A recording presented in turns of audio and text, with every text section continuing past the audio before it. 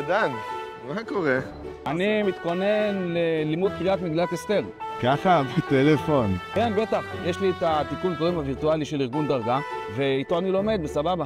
מה? למה בהליכה? תשב, תלמד בנחת, בבית, כוס תה, מה? אחי, אין לי זמן. עבודה, משפחה, לימוד תורה, עמוס. אז אני מנצל ככה את ההליכה ברחוב, את הנהיגה, לומד בדרך. וואלה, יפה. מה, אתה כל היום עם הנייד כאילו? מה פתאום? אני כל יום חוזר על 2-3 פרקים, וככה אני מתכונן, ועד פורים אני אהיה מוכן, ואני אקרא בצורה יפה ומדויקת. דן, איך אתה קולט את זה, אחי? אני מנסה כל כך הרבה שנים, לא מצליח. יש לך איזה פטנט אולי? אליאל, עלית על זה. בוא תראה. היא בימי אחשוורוש, הוא אחשוורוש, המולך מהודו ועד כוש. יש בתיקון קוראים הווירטואלי פטנט שנקרא הדגשה בצבעי הרמזור.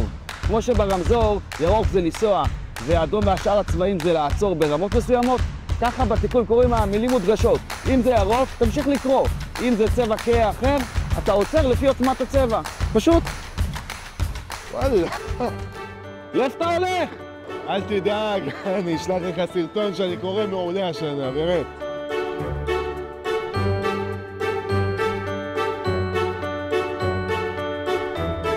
לרגל השקה של המוצר המהפכני הזה, המחיר הוא 55 שקלים בלבד. תורידו ותתחילו ללמוד. בהצלחה.